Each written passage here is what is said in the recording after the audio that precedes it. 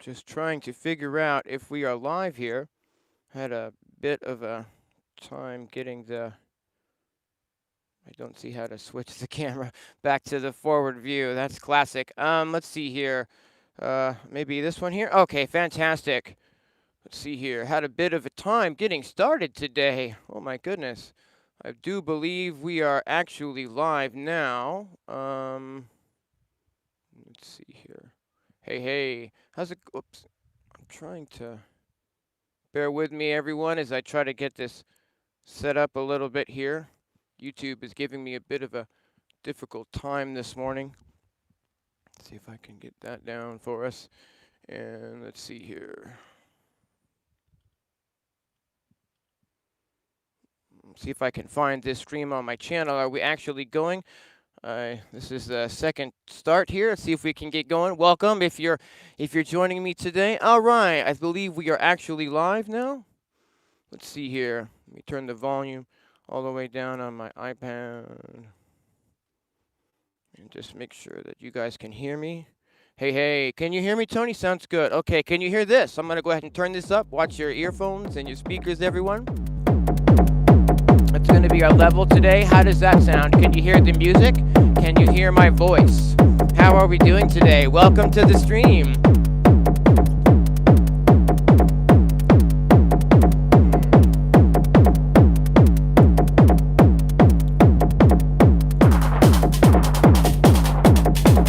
No, I'm not seeing the comments.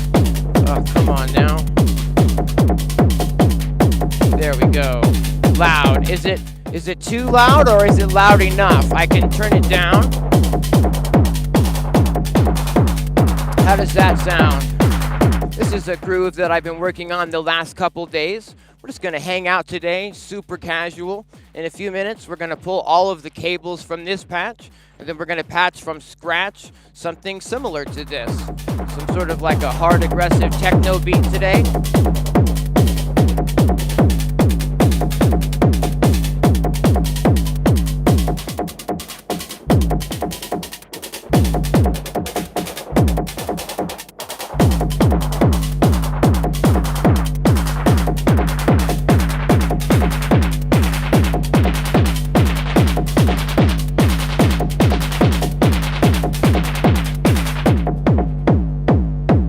That is one serious kick drum. I've got a new module for making fat kick drums that we're going to be using today and talking about today.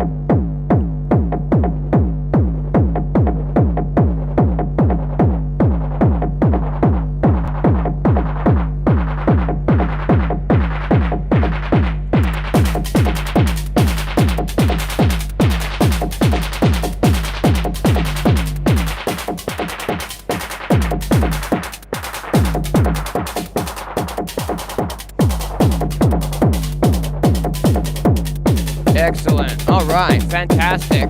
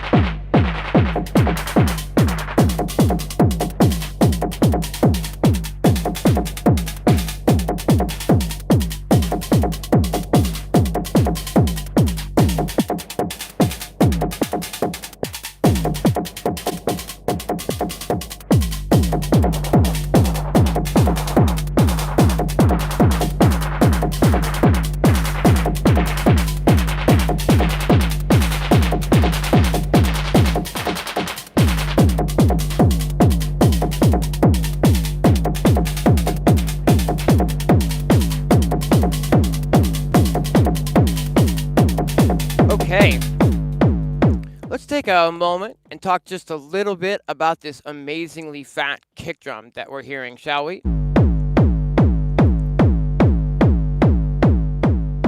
I've got a new module in this week from a company called Blue Lantern Modules, and it's called, turn that down just a little, it's called Assist. And basically what it is it's kind of a kick drum maker for dummies. And based on the fact that I'm super new to this Eurorack, I thought this might be a really great module to help me get some amazing and fat kick drums in my setup. And absolutely, lo and behold, it delivers what it promises. This is the Blue Lantern Modules Assist module. And basically what it is it's a couple of envelopes. It's like a pitch envelope and like an amplitude envelope with a little bit of extra, like kind of fairy dust and magic. I'm going to go ahead and turn this back up again and just sort of sculpt the sound of this kick drum in real time.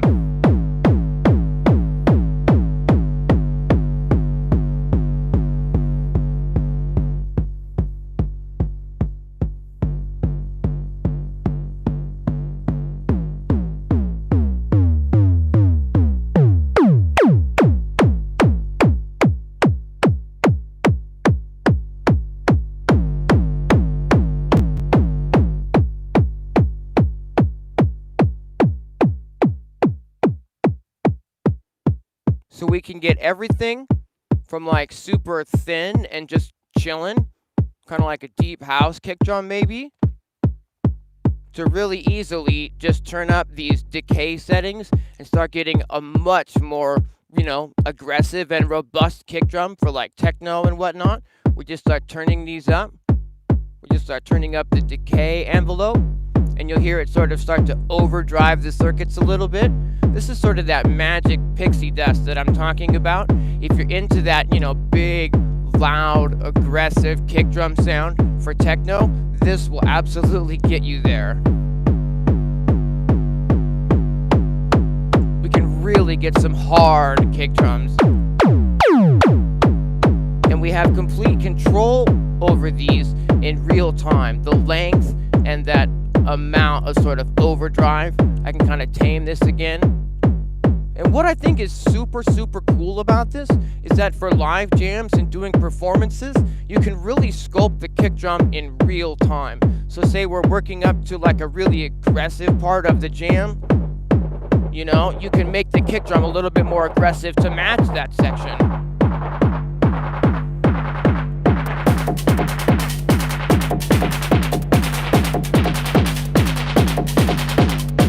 Hey, Smazat, thanks for joining me. And then we can tame it right back down again. And we can just sort of sculpt this in real time.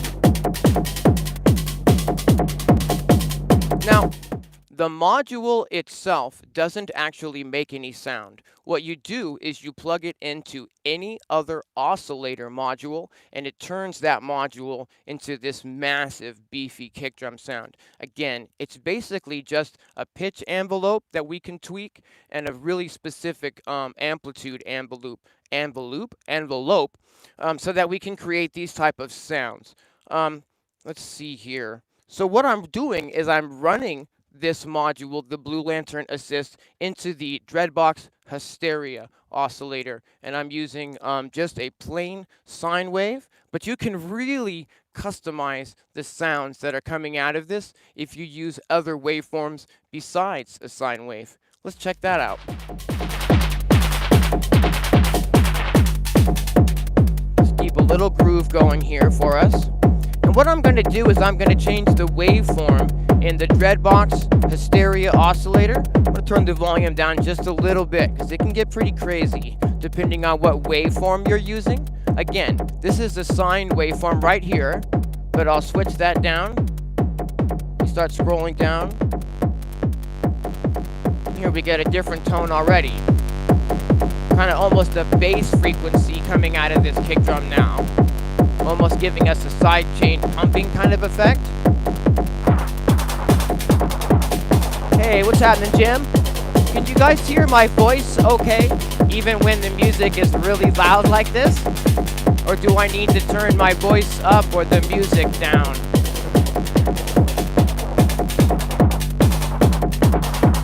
Let me mute some of these other tracks here. And we'll just shape this kick drum a little bit.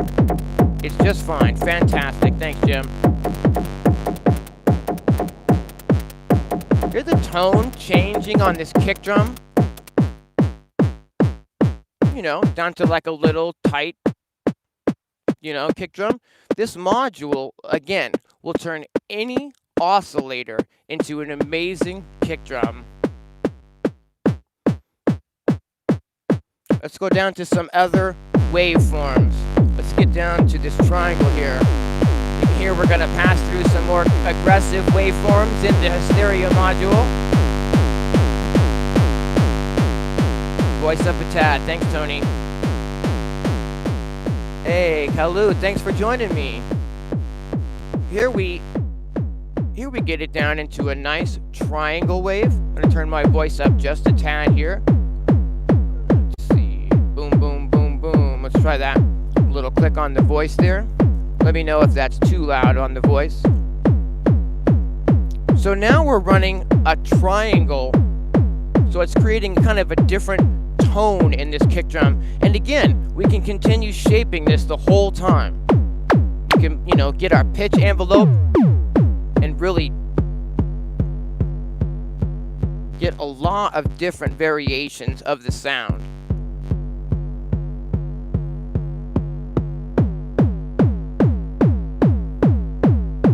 Let's go ahead and turn this down just a little bit, and I'm going to scroll down to a square wave. Listen to what happens when I make the kick drum out of a square wave. It gets really aggressive. Check that out. And again, we can tame this and shape it in real time. Make it a chilled out kick drum if we want. You know, real simple sounding or real tight sounding. But for the most part, I'm finding my favorite use out of this so far is to use just a really clean sine wave. This is the Dreadbox Hysteria module that I'm running it through. And again, you can get anything from a really standard kind of a, you know, plain, not aggressive kick drum to just start shaping that.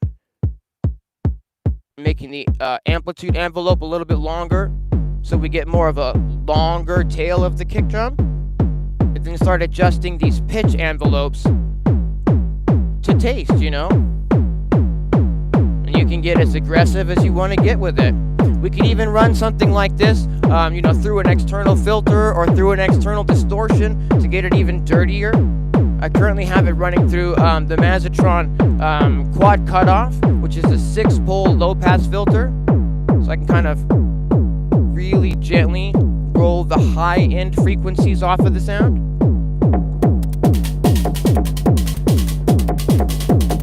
We can roll that filter back up on the kick drum.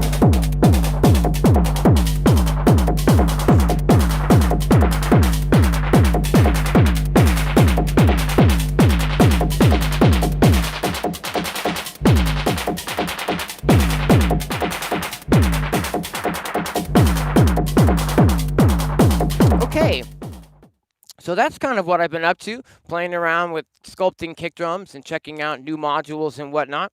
I think what we'll go ahead and do is go ahead and pull all of the cables and then patch something similar to this up from scratch. And I know it can be maybe a little bit tedious to watch me pull all the cables, so I'll go ahead and figure out something for us to do while I'm doing that. And what we're going to attempt to do today is I'm going to attempt to play my very first YouTube live performance video. This is a performance that I put together it's called a synthesizer. Although it seems like it's buffering already, so that might not be able to come through today. But while I'm waiting, I am going to go ahead and start pulling some of these cables out. I tried to actually show this last week, and strangely enough, we had internet issues last week as well. We're going through, currently we're going through a really extreme heat wave where I'm at. I live just north of Los Angeles. I'm in the valley, and it's like, it's going to be about 116 degrees here today. It's like the hottest pretty much ever. It got up to about 115 degrees yesterday. Really brutal. So I've got my air conditioner and a fan on in the back of the room today. So if you're hearing a bunch of extra noise, I apologize for that. Thanks for tuning in, guys. We got 8 people watching. All right. I'm going to attempt to kind of put these cables in sort of an organized fashion so that I can get to them again, but we're not going to, you know, take all day in doing this. I was hoping I could get this video to play for us. while we're waiting. Cool. This is my very first live performance video on YouTube. About 3 years ago now. Most of the effort All right, in there we go. electronic music I hope you guys can is hear centered that at around a home. machine that was invented by engineers at the RCA Victor Company. It's called a synthesizer. I believe there's only one of its kind.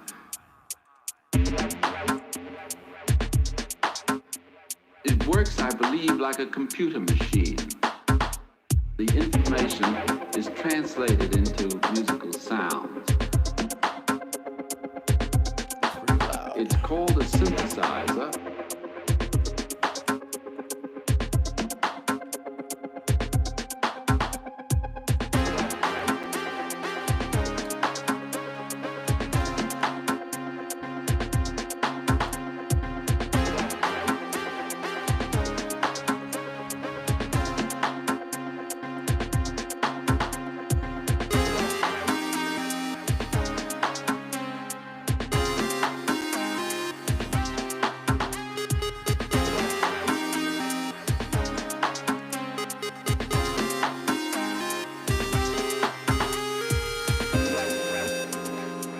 Here I'm using the Novation Ultra Nova and the Launchpad app on iOS.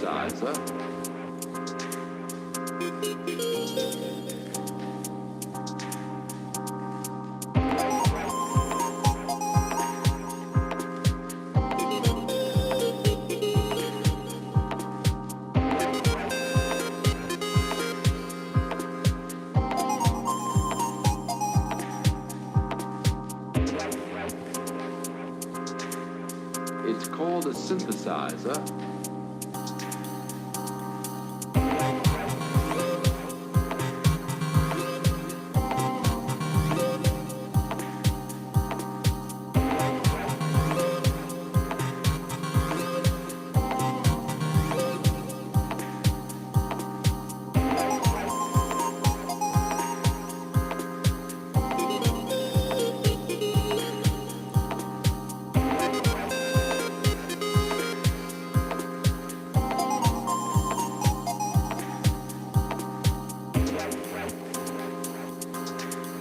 It's called a synthesizer. I heard only one actual piece produced by the synthesizer. There are an enormous number of possibilities to be drawn from that synthesizer. Anyhow, there's my very first live performance on YouTube. Boy, that took a long time. That's not a live jam. That was actually a performance per se that had specific parts that I was trying to, hit the cues on in real time and all that. Good times, good times. Let's see here. We got 9 people in the chat. Thanks for joining me, everyone. This is going to be a super, super chilled out patching session today. We're just going to go ahead and try to patch up some, maybe like an aggressive techno beat. I had the tempo at 147 BPM on that last beat. I think we're going to go ahead and keep it there today. Let's see here. I'm using the Electron Digitact as the main clock for the system. I've got that connected up to the Poly-Ind Poly 2 module. Excuse me while I wipe my mouth here.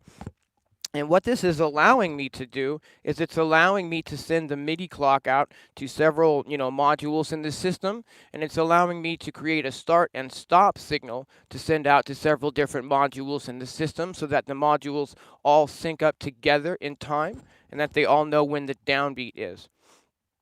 So the first thing I think we'll do today is go ahead and try to create an interesting noise rhythm using the using the Mutable Instruments Braids module. So what we'll do is I'm going to take a Euclidean sequencer from 2HP, and we're going to use that to sequence a noise pattern with some like noise sounds. The cool thing about the Braids module is that it has an envelope built into it that we can use so that we don't necessarily need to always use up an envelope on our system when we're using that module. Let's see here. What we're going to do is we're going to take our main clock signal, which I've got running into a multiple, so that I can send that clock signal out to lots of different devices. Hang on 1 second while I catch my breath. All this talking.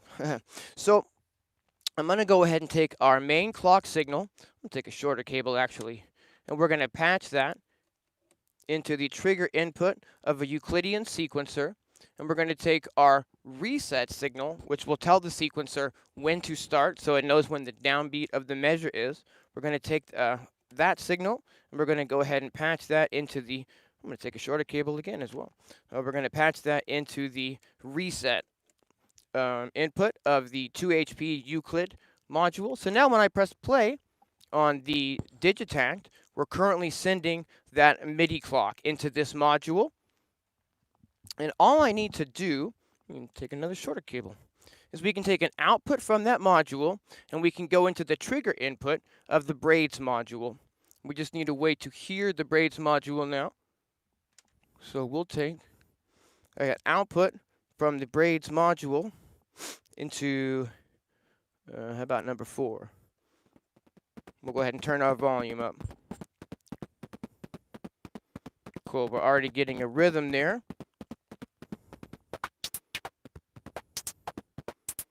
Cool.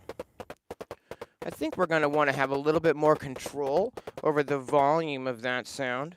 So what let's do right off the jump is make that happen. Let me use a shorter cable here.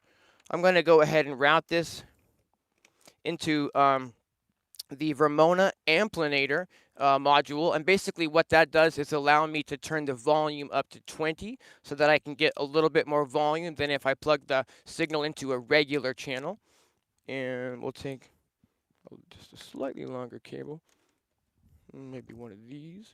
Cool. And we're going to go out from the noise into the end of the amplinator. Cool, and now I can get a little bit more volume into our mixer of this sound. Let's see. Let's create some movement in the noise so that it's not just a static signal. You can see that I can tune the noise here. So maybe the first thing we'll do is get some movement happening in the pitch of the noise here by using a, let's use a sample and hold module. Let's use the random step module from DivKit.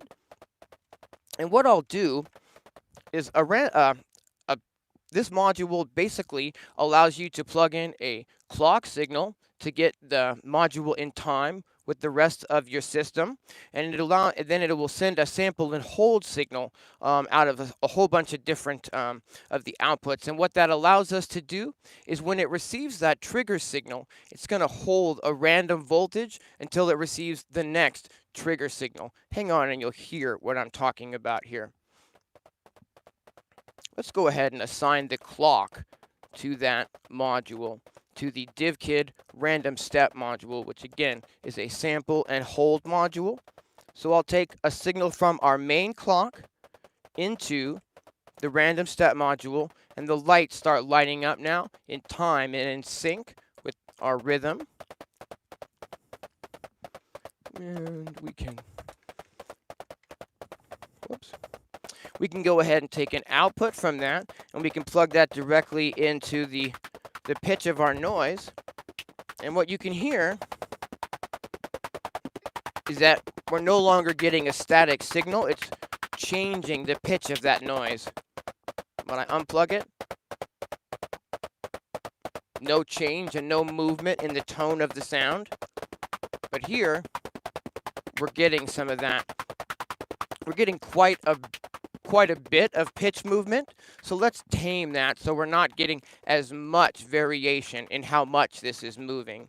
Let's go ahead and take the output of our sample and hold. We're going to plug that into the IntelliGel Quadrat, which is an attenuator, which allows me to take a large wide signal and make that a lot less width in the signal. So instead of running the full range of pitch movement, we can run a lot shorter range of pitch movement on this module. And what we'll do, we'll take an output from the quadrat into the module here, and now I have control over how much of that tuning we're doing to the sound. If I turn the knob all the way up, we go back to lots and lots of random pitch movement. But when I turn the knob down, it's a lot more subtle. We're still moving, but it's not as much and not as dramatic. Let's go ahead and take this sound and get the envelope a little bit tighter on it so that it's not quite as long each time it hits the sound. Yeah, that's better. That's much better. There's also another knob here which can provide some pretty cool results when we turn this, and this is the timbre knob. So let's go ahead and assign some movement to this knob. But let's not do it using a sample and hold again, which was that rhythmically in time method. Let's use an LFO this time that's not synced to our tempo so that we get a little bit more of a natural flowing type of sound. I'm going to take an output from the DivKit Oct module, which is an 8 individual LFOs module that are not synced to tempo. And we're going to run that into the timbre input here.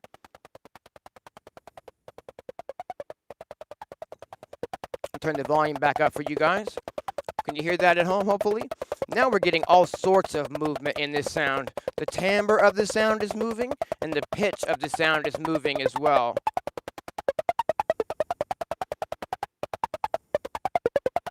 Let's try to do this sort of same type of thing one more time with the FM input of this sound and see if we can get just one more level of craziness happening with this. We're going to go ahead and take, let's take another sample and hold. Actually, maybe, let's see here. We'll take another, no. Oh, I see. Maybe these are the right size underneath. Yeah, I've got my cables kind of scattered about, so please forgive the mess and the extra time it takes to fuss around with that.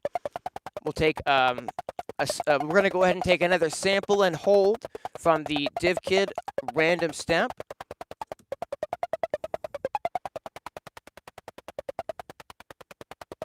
Awesome. That's giving us just that little bit more movement in the sound. So we've got a noise, just a kind of an analog noise sound here. See, back to 3. And basically we're using 3 different ways to modulate what this sound is doing in real time. The music is coming, hang tight. Let's get a kick drum happening. Let's do this. So we've got a little bit of a rhythm to work with. And let's see here. I'll need a way to trigger the kick drum. And we're going to go ahead and use the Mazatron Golden Shower as our sequencer for the kick drum today. So I'm going to run a clock signal from our main clock source into the Mazatron Golden Shower sequencer. And as soon as I do that, the playhead of the sequencer just kind of starts going for us there. We can take an output from this module. We can plug this into the trigger input of the Blue Lantern's Assist module. If you were with me in the beginning when we were checking that out and showing how you can sculpt some kick drums with it, let's see here. You already know what I'm about to get going. We're going to need a way to hear this kick drum, and probably another one of these cables to do that for us. We'll go ahead and take an output here, and we're going to plug this into our kick drum input. Fantastic. And let's see here. We're going to start patching this up. We're going to take the out of our module into the audio in. I'm going to use the Hysteria Dreadbox module again. We're already getting a little bit of a sound there. But what we need to do is we need to get the envelope of this assist module talking to the Dreadbox. So I'm going to take an envelope out into the volt per octave input, which is the pitch input of the Dreadbox Hysteria modulator, oscillator. And now, hey, what's happening, Wall? Hey, what's happening, Spider? Thanks for joining me, everybody. It's about to get loud.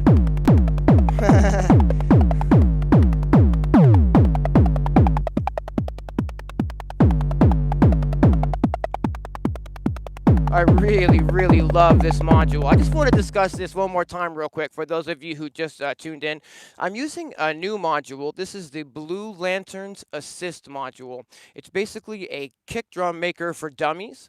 And based as though I'm pretty new in Eurorack, I thought that would be a pretty wise investment, and it absolutely was.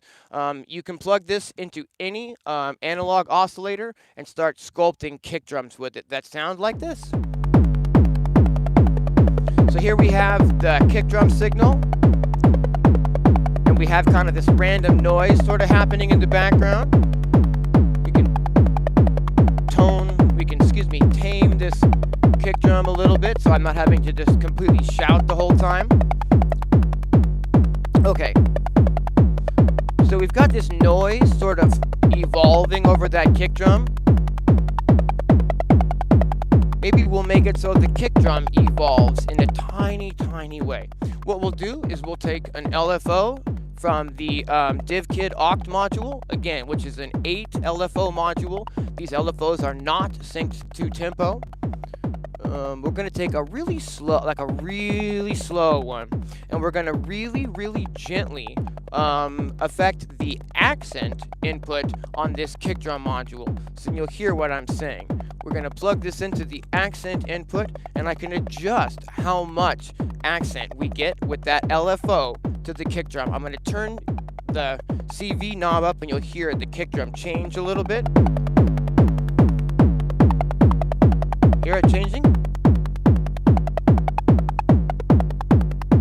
Starting to get a little bigger again. So we're using this really slow. Hear the kick drum change? We're using a really slow LF. I'm just going to turn the amount that we're accenting that kick drum way down so that it's super subtle, and we're just really slowly kind of giving a little bit of extra life and movement to the kick drum itself. Hey, Kyle. There is actually the braids module is in my rack. I don't know exactly what it's called. Let's take a moment. Let's take a quick break and find out, because I definitely let's see here. Oh, for Pete's sake. There we go. Cool. It is. Turn this volume down. So, whoops. I got my iPad all flipped over. We're gonna find out in 1 second what that name is. Whoops. Thank you for your patience, everyone. Let's, sure, why not? Just get something open here so that I can get to a lot of updates. I haven't been using my rack lately, but what we can do is we can go to add a module, and we can go to the audible instruments, and it's called macro oscillator. Here we go. We'll zoom in just a little bit. There it is. For the folks at home there, it's the braids oscillator inside of my rack. This is the reason that I'm into the braids modulator,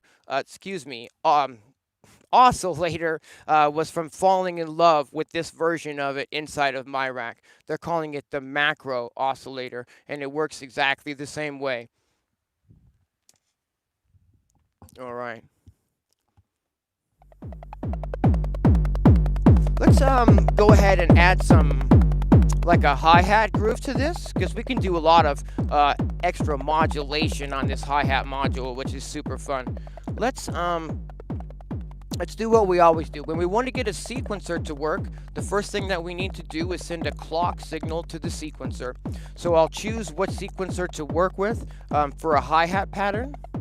Let's go ahead and use, I've got here kind of a little expansion. This is a 4MS Pods little Eurorack case here. It'll power 4 modules. I've got 4 modules in it. I've got 2 sequencers, a sample player, and a mixer. Let's go ahead and use one of these sequencers. Let's use the DOT D&I Pro. So the first thing we'll need to do is go ahead and send a clock signal to that sequencer. So I'm going to take a clock signal, and I'm going to run that into the clock input of the sequencer. Probably can't see that at home, but the playhead of the sequencer immediately starts going. We'll need to send it a reset signal as well so that it knows when the downbeat of the measure is. So we're going to go ahead and send it a reset signal as well, and then I will just kind of start and stop on my digitact over here to get this in time.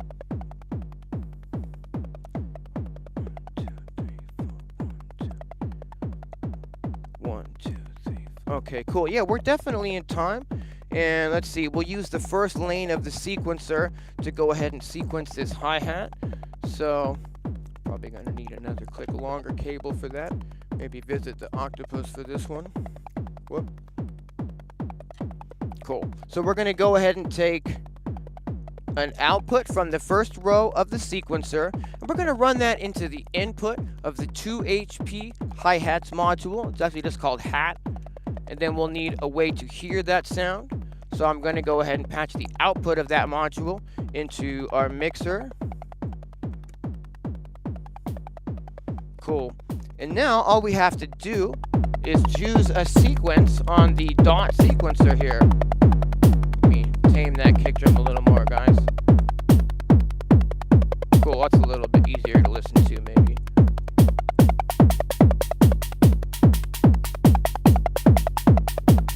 This is kind of a Euclidean pattern as well. The dot sequencer can work either as a Euclidean sequencer or as an 808 style sequencer where you can input whichever steps you'd like over a 16-step pattern.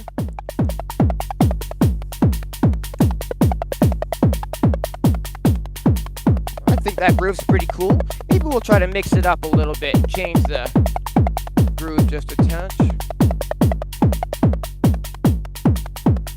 Alright, I'm not using this sequencer, I'm using this sequencer.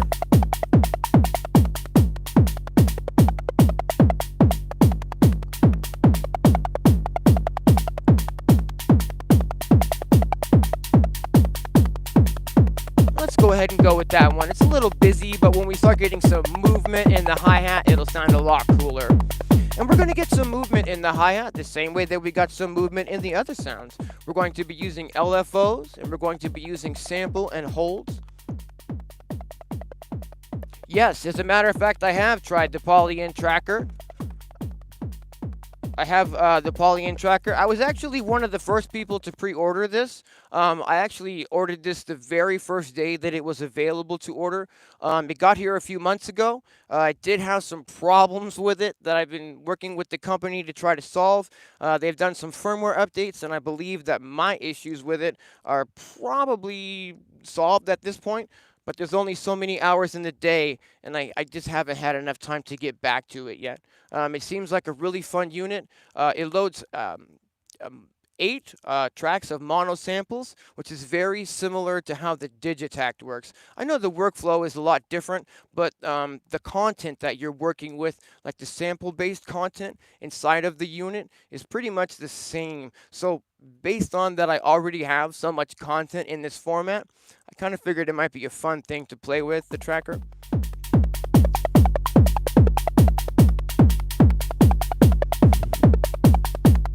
Okay, so we've got some noise happening, that's evolving, we've got the kick happening.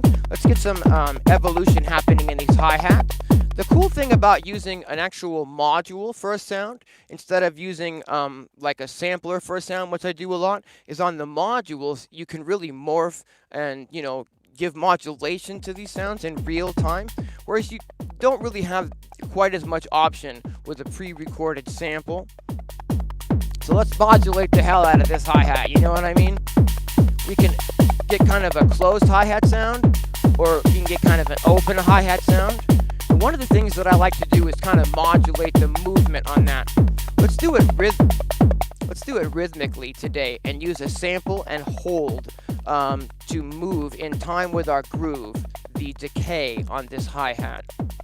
So we'll take an output from the random step module from DivKit, which I've already got synced to tempo because it's receiving our clock source. And I'm going to run that into the decay input of our hat.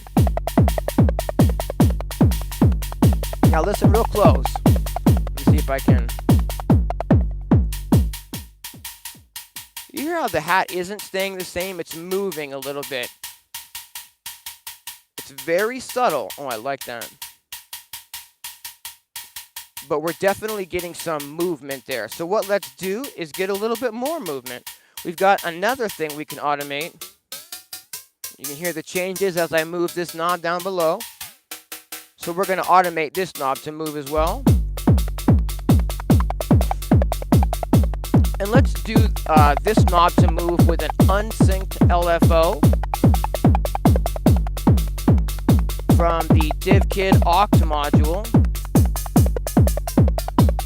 You can hear we're starting to get some pitch movement. Actually, they're calling that sizzle. But we're getting a really wide range of movement again. So instead of getting that full range of movement, we're going to attenuate the movement with the IntelliGel Quad Rat attenuator. We're going to take the signal from our LFO into the attenuator.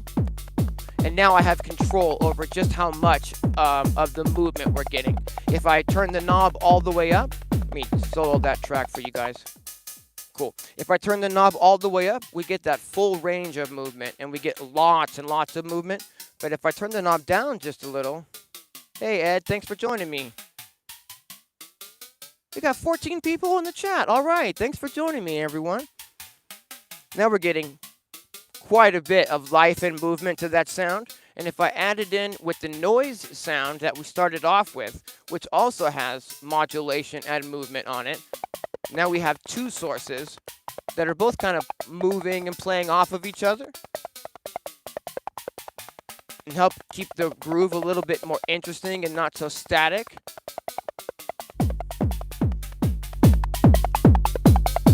We can make the kick drum bigger again for a few.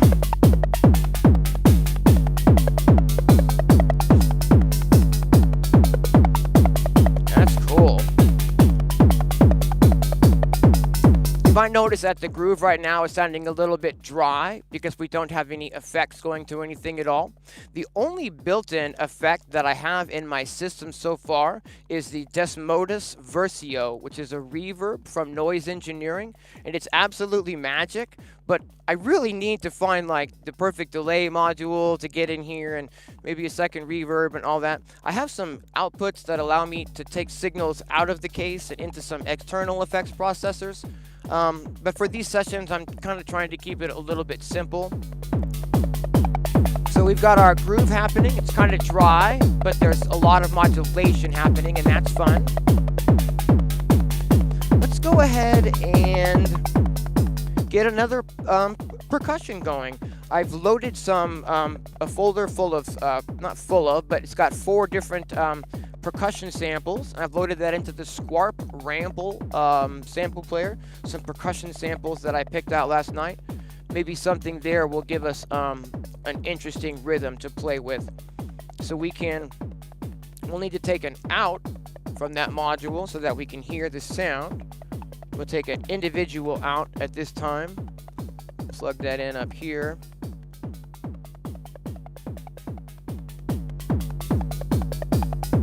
Cool. And now we can just sort of listen to this sound. Maybe I'll turn the kick down a little and see what this sound sounds like.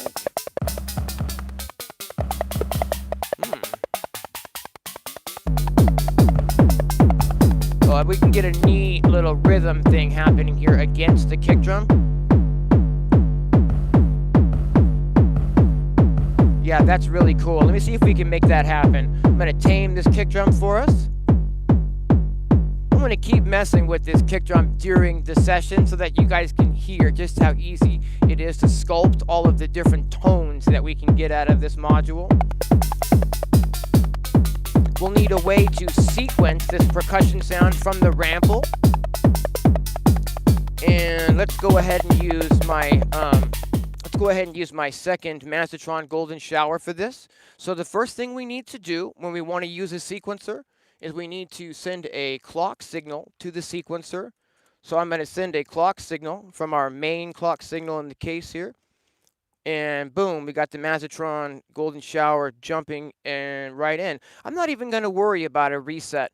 If I turn the knob, it puts, it's an 8-step sequencer, so you can choose any combination of the 8 steps you want. There's 256 patterns, every variation that you could come up with of the 8 steps. And we'll need a way to sequence, so we'll take the output of that into the gate input of the rample. Cool. Let's go ahead and, ooh, that's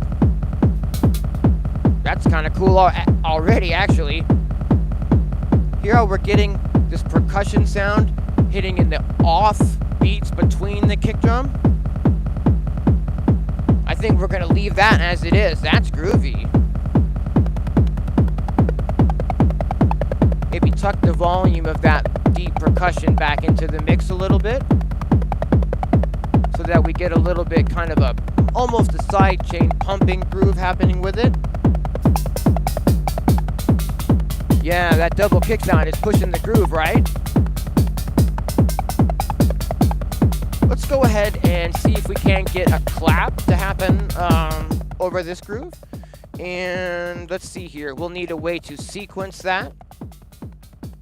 So let's go ahead and use the second row of the DOT D&I Pro sequencer. It's already receiving our clock. And so all we need to do is switch over to the next. Let's see here. Maybe if I.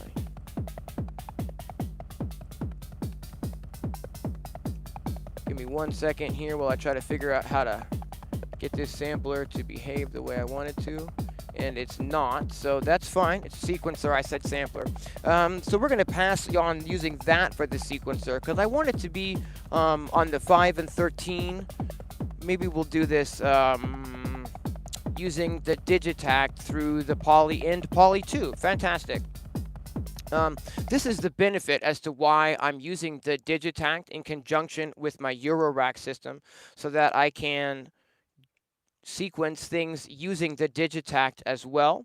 So I've got a module here. It's a sample module. It's the Tip Top Audio 1 module, and it allows you to load a little SD card, which has samples on it. And we're going to go ahead and put the clap on the 5 and 13 here. Bear with me. Cool, we're already triggering this, and we'll just need a way to hear the sound back. So I'll take an output from the clap module into an input over here.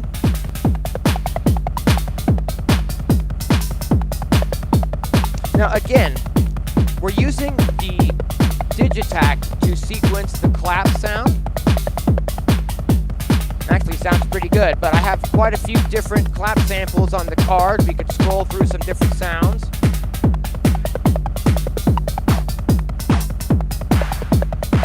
Get lots of different vibes here. More of a big hard techno vibe here. We can tune the clap.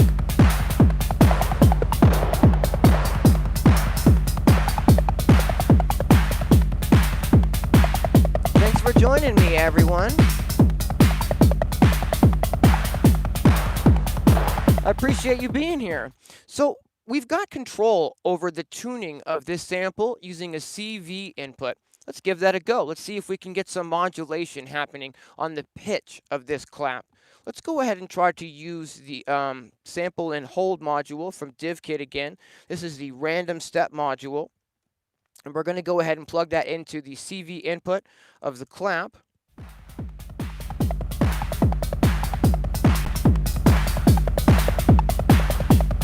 Awesome. We're getting a tiny little bit of movement on the pitch of the clap now.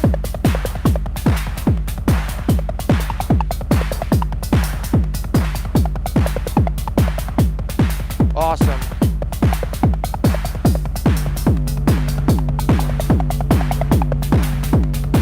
So the kick drum is really the sine wave that's coming out of the Dreadbox Hysteria module. And what that means is that it allows us to tune the kick drum if I tune the module Check this out, you guys. Do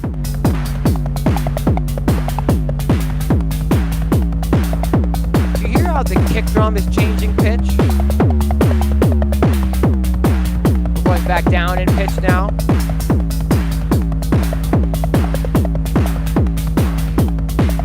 That sounds pretty good.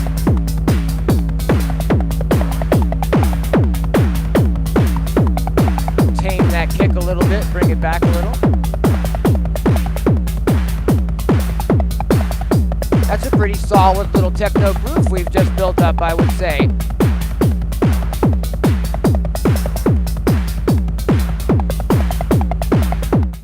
Let's go ahead and see if we can maybe add another type of percussion sound to this. I've got 4 different percussion sounds in the rample. And what let's do is we'll take, you can either take an individual output of each sound in the rample, or you can take a collective output of just all 4 sounds through one output. My preference is to run them individually, so we've got a little bit more control over what we're actually doing with the sounds. So let's go ahead and hear what this next sound sounds like and see if maybe we can get it in the mix.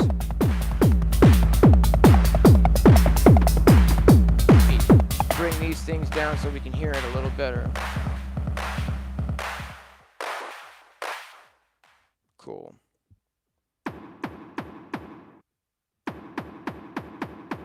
That's kind of a neat sound as well. Let's see if we can get that in somewhere. Cool.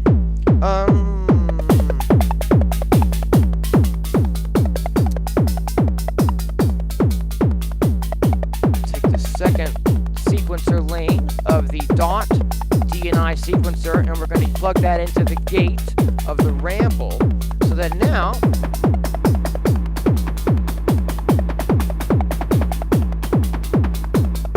that's kind of cool. Giving us another percussion rhythm here. I can adjust the pitch of this sound in real time as well. Let me adjust our sound here. We can, you know, go way down in pitch. We can go up in pitch. I really like this sample player module. In fact, we can assign the CV input of this module to affect the pitch, and then we can affect the pitch via some modulation, how we've been doing with some of these other sounds. Let's give that a go. All I have to do, let's see here, is press the assign button. I want to work with sample 2, okay, and we want to work with the pitch. Fantastic, and that's all there is to it. Great. Let me turn some of these other tracks back on.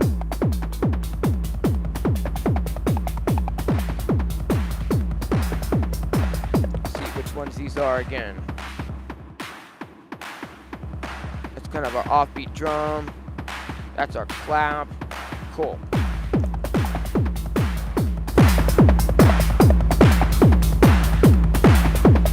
I hope that's not too loud at home when we get everything really kicking and I turn the volume up really loud so you can really hear what we're doing.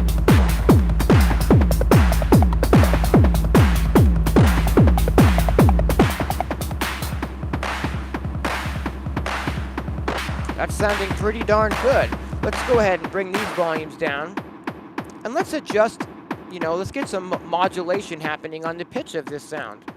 We're going to go ahead and take, let's do this one in the unsynced LFO style, so that it's just a casual sweeping movement of the pitch change on this sound here. I'm going to plug it into a very slow LFO, and let's see what that does to the pitch of this sound. So listen close. Here how the pitch is going down now. That's quite a range. This is the full range of the LFO is affecting the pitch. We've just plugged it directly in. It's probably, you know, a bit too much range, so we need to limit the amount of movement that this LFO is sending to our CV input. So we're going to go ahead and do that. We'll take an output from the LFO, and instead of running it directly into our module, we're going to take an output and we're going to run that again into the IntelliGel Quadrat, which is an attenuator. And that allows me to then have control over the width of the amount of this LFO. So how much of this LFO is getting sent to the pitch, I can now control with this knob.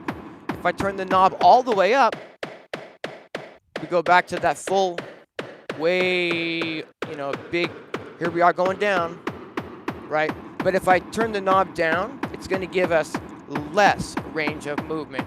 And we're still going to move the pitch around, but it's going to be a lot less dramatic.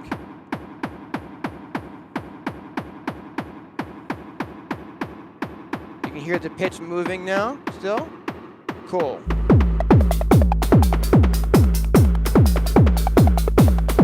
That's pretty nice.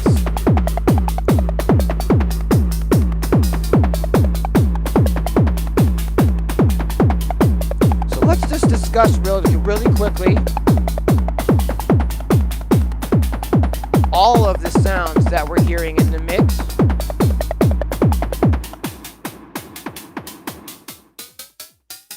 We started out, is that this one? No, it's not. So to make sure that we're hearing what I'm trying to speak of. We started out doing this noise sound from the braids module, and we did some modulation on that, so we've got some sort of movement, so it's not a real static sound. We've got the 2 HP hi-hats module happening over the top of this, but, kind of fleshing out the groove, but also being modulated. We've sort of got this extra backbeat kick drum, which plays against our regular kick drum. We've got the clap sound.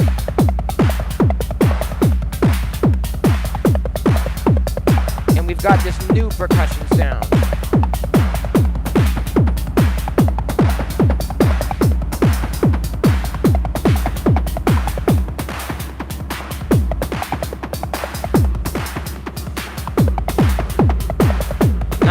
Berlin. All right. Thanks for joining me. We got 13 people in the chat still. Thanks for hanging out, guys. I'm, trying to keep these Eurorack patch labs super, super low key, super beginner friendly. I'm talking, every step of the way about exactly what I'm doing, how I'm doing it, and why I'm doing it. I know that, the modules are very specific, and it's not like I expect someone at home to have the same system, but the concepts are the same. We're using sample and hold module, and we're using an LFO module to create lots of different movement in the sounds. We're using an attenuator so that we can control the amount of modulation that we're sending to the sounds. And that's really the biggest thing that I'm into so far, and what I really want to get across in these sessions is just how fun and easy it is to create that modulation and get your sounds and rhythms moving in real time.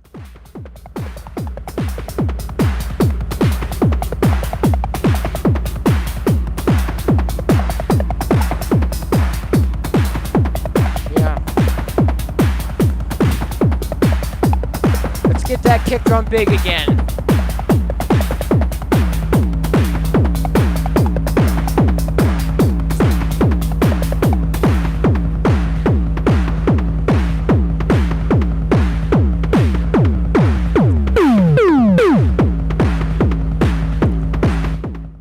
One of the neat things about this module, again, this is the Blue Lantern Module's Assist module.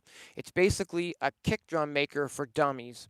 And what I think is super neat, well, there's a lot of things that are super neat, but one of the things that I think is really awesome about using this module to sculpt the kick drums is we can do a technique that I was turned on to by Ricky Tynes, and I'm going to share that with you right now. A lot of times in techno, you'll hear, the producer or the mixer or whatever just drop that kick drum out for a couple bars or maybe even one bar as like a turnaround or whatnot.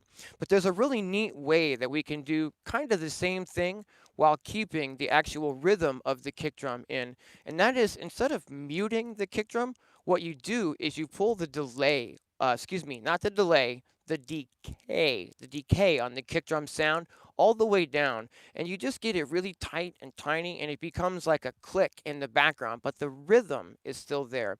It's a different effect than just muting the sound. And let me show you what I mean. Get the groove going real loud again.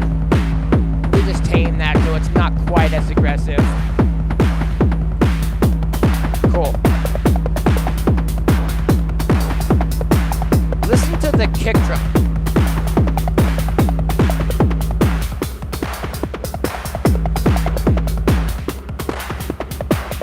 I'm changing the decay effect. So let's say that we're jamming along, right? We're going 1, 2, 3, 4, 2, 2, 3, 4, 3, 2, 3, and 4. Now 1, 2, 3, 4, 2, 3, and 4. Rest. 1, 2. Hear that groove? 3, 4. So it's an interesting way to create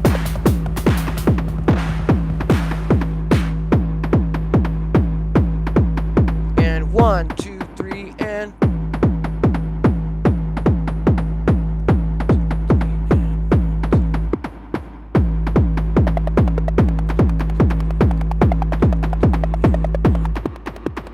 you can even leave the decay down and create these extended kind of breaks. But listen in the background. That kick drum rhythm is still punching through back there. Absolutely amazing trick. I love this trick. Thank you so much, Ricky Tynes. Something else that we can do with a kick drum like this, since it's such a big and loud and aggressive and huge sound, is we can maybe run that into a gentle low-pass filter so that at different times in the jam, you know, you can kind of sculpt the sound of that as well. I've got the quad cutoff module from Mazatron, and what it is it's 4 low-pass filters, but they're really, really gentle, one-pole low-pass filters. This is a 6 decibel per octave slope, and what we can, it's really, really gentle, and it's just for like gentle taming of sounds. And what we can do is we can take our kick drum output, we can run it into that, and we can take an output, you know, just change our output. And now, when I bring the volume up again, bring the mix up a little on these other items here. Cool. I can run this low pass filter on the kick drum and just really gently, listen close,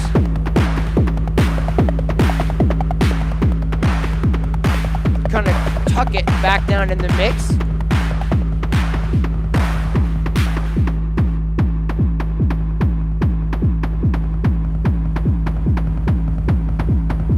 I'm going to roll the filter up and you'll hear it. Doesn't sound like we're doing much, but what we're doing in essence is shaving all of the high frequencies off of this kick drum. And as I roll them back up,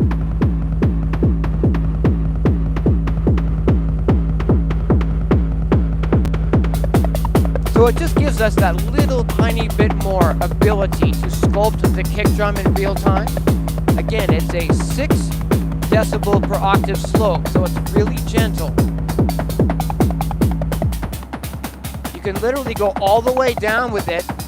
Now we've kind of low passed the kick drum out of the mix. You can, you know, use this opportunity to bring more things up in the mix, you know. And you can bring the kick drum back up. And 1, 2, 3, roll it.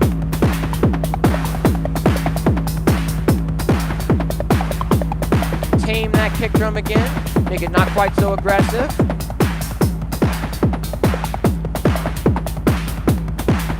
I've loaded some chord samples up into another sampler module. It's another Tip Top 1 sampler module. And let's see if maybe we can get some sort of a chord groove happening over what we've got here. We'll need a way to sequence that. Let's go ahead and use the third sequencer lane in the dot D&I sequencer. We're going to need a pretty long cable to get to the module from here. We'll take an output. And we're going to run that into the input of this sampler module. And I'll just put some sort of a, random thing happening so we can hear some sound when we get that going. Cool. Now we're already triggering the module. We'll just need a way to get some sound from the module. So we're going to go ahead and take an output and we'll plug that. Let's plug that into here. And see about messing around with some of these chords. See if I can find anything that sort of gels with what we've got going.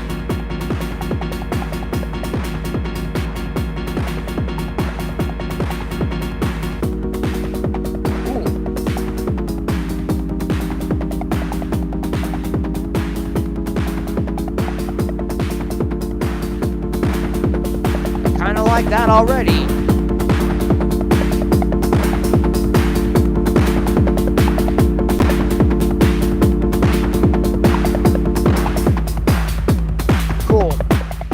Some reverb on the chord by running it into the Desmodus Versio, which is the new reverb from Noise Engineering. It sounds absolutely fantastic, and it is the only reverb that I've got in my system so far.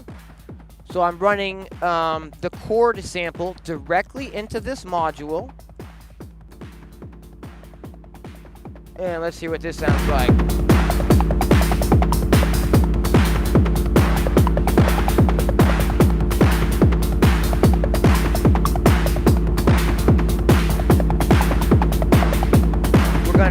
More volume on this, so I'll do my little cheat here, which is to plug when I need more volume on something. I plug it into the Vermona Amplinator 3, which allows me to turn the volume up to 20 instead of up to just 10. And so we'll plug this back in over here, and that'll give me a little bit more volume over the chord.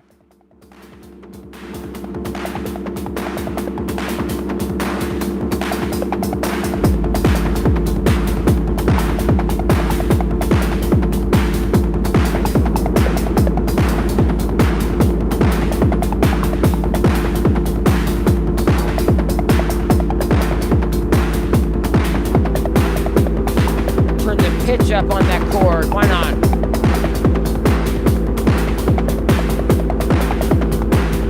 Let's go ahead and see if we can't make this chord a little bit more interesting though, and let's see if we can't filter it. So instead of going, instead of going directly into the reverb, what we'll do is we'll go into the Javelin, the Carbon filter from WMD Devices, so that we can filter this sound as well. Let's go ahead and take an output, maybe from the high pass, and run that into the, in fact, let's take this opportunity to double that signal. I'm going to use a splitter cable, and we're going to run that out of the high pass back into the Desmodus Versio.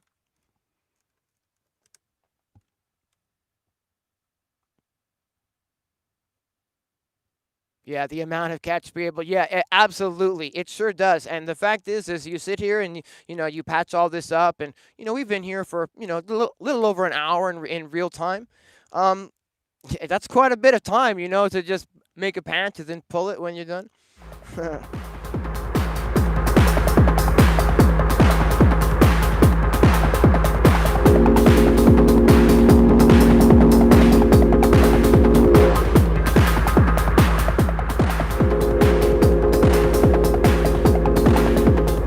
So I'm running, let's see if I can mute some stuff here so we can hear it.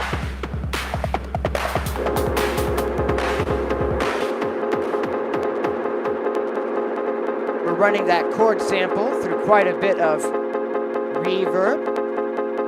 I might turn that down a little.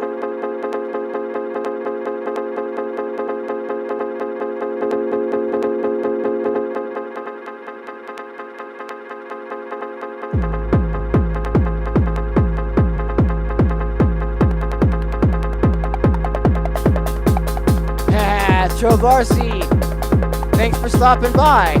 Use that FSU button. Let's do it.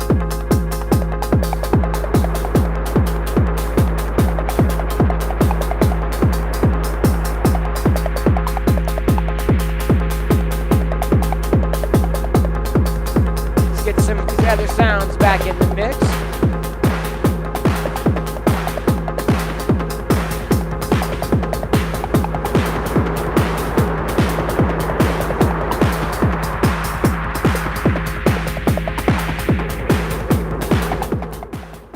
those of you at home, the Desmodas Versio has a button on it, which is labeled FSU.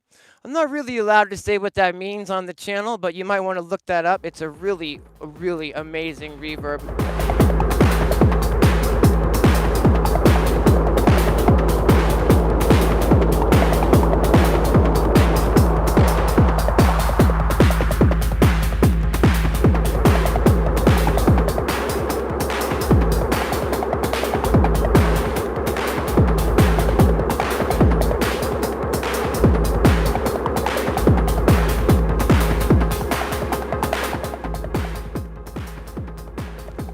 Okay, let's see here. So we've got ourselves a pretty solid groove here.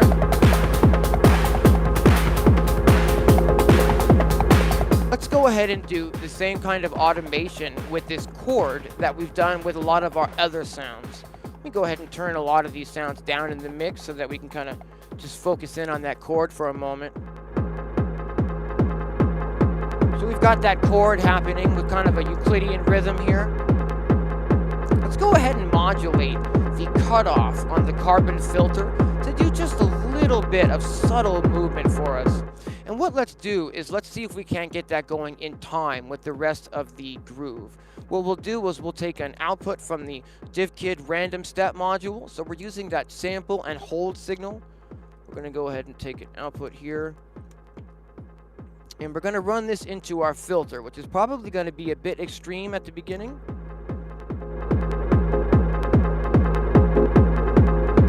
It's actually not. It's actually kind of nice.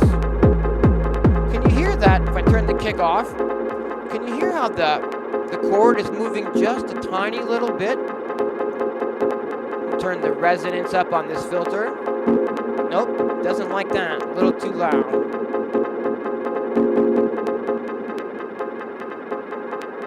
Getting lots of reverb on the chord. We'll turn that down just a little. Tame it. But you hear how it's not quite as static anymore and it's kind of moving now? Let's get this kick drum as hard as we can get it, shall we? Let's go for it. Turn the kick drum. Again, this is the Blue Lantern. We're getting a little bit of extra volume there. This is the Blue Lantern Assist. If we run it just all the way out, it puts that little bit of extra kind of pixie dust, saturation on the output of the sound. Absolutely magic. Let's get our extra kick drum kind of rhythm happening here.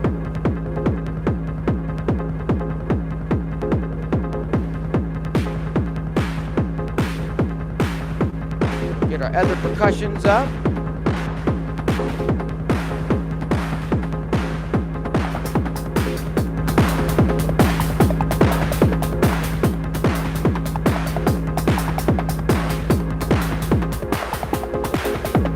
That trick again with the kick drum decay.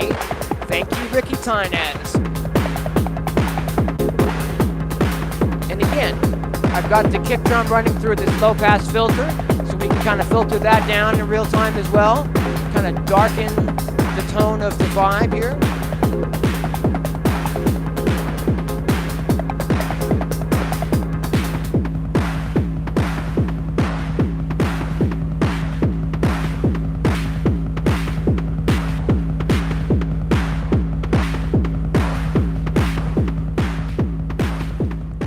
So the only thing that I'm doing with the Digitact at this time is we're using the Digitact to trigger that clap sample.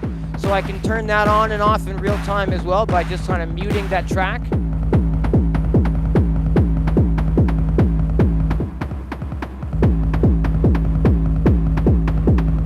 I'm using the Befaco Hex Mix, which has these mute switches that allow me to turn the tracks on and off in real time. Unfortunately, it's only, a 6-track mixer, so I've only got 6 tracks that I can really instantly turn on and off. But I love being able to just, at any time grab that kick drum, just drop it, and then if you press down on the switch, it's just a momentary. So you can at any time kind of just bring in a little bits of rhythm. For instance, we have sounds on the other tracks that I can bring in momentarily as well. See how I'm bringing them in just kind of on a beat? So we're say kind of in a break of the track here. I could take this opportunity to, bring the low pass filter back up again so that when I bring the kick drum back, it'll hit as hard as possible. We can kind of create a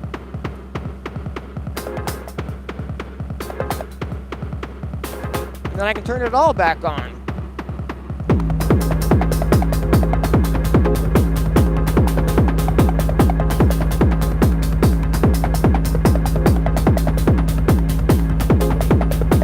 We can tame that kick drum.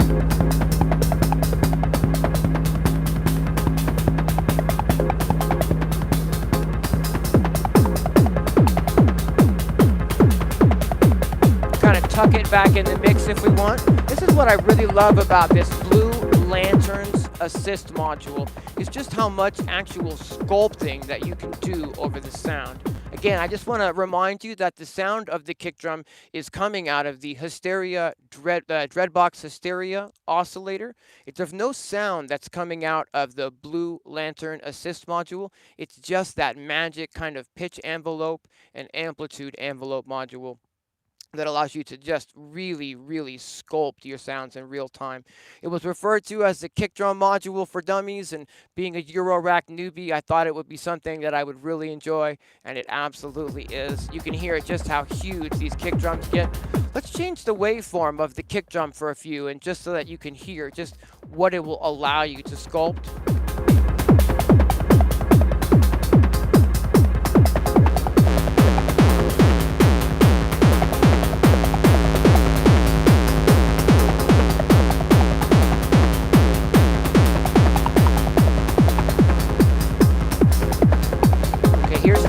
As a triangle wave, so it's really subby, but it's got a little bit of saturation coming off it. You can really get these amazing kick drums with this module.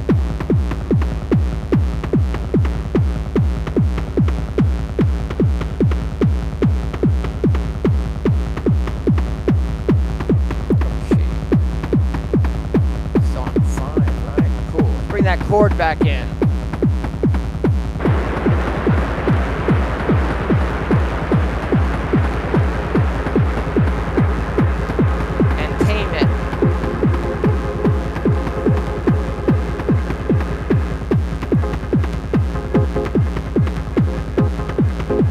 How huge that kick drum is. Let's go ahead and move the kick drum down to a square wave so you can just see how huge that is as well. I really like the square wave. It's absolutely filthy.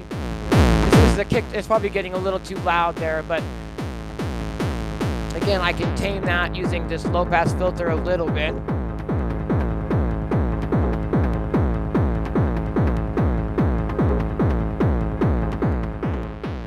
Go back to a sine wave.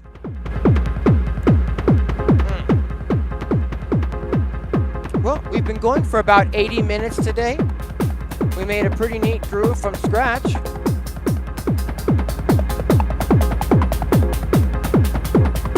Bring that clap back in.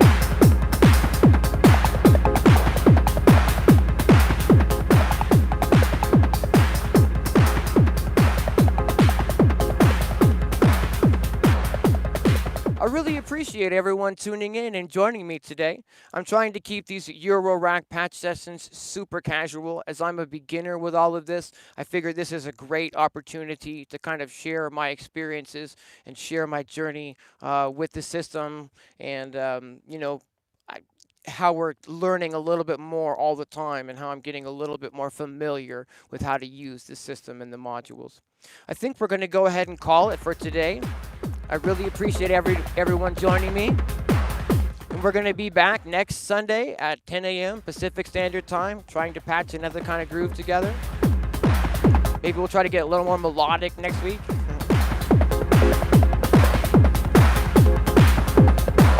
I'm sorry you missed it, but check it on the replay.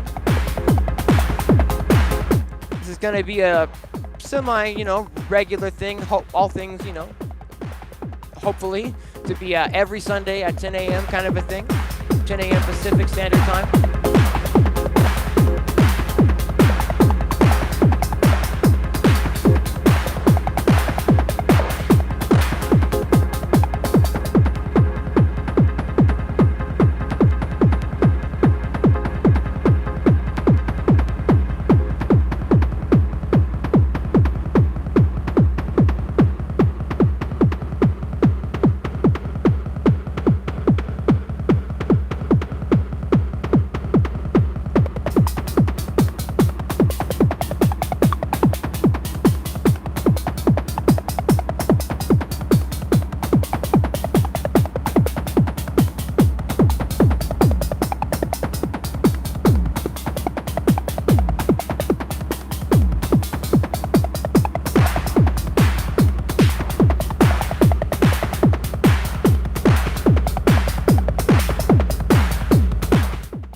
right. I think that's going to do it for today. Thank you all for joining me, and hopefully we'll see you next weekend. Enjoy the rest of your day. Let's see if I can figure out what to press here.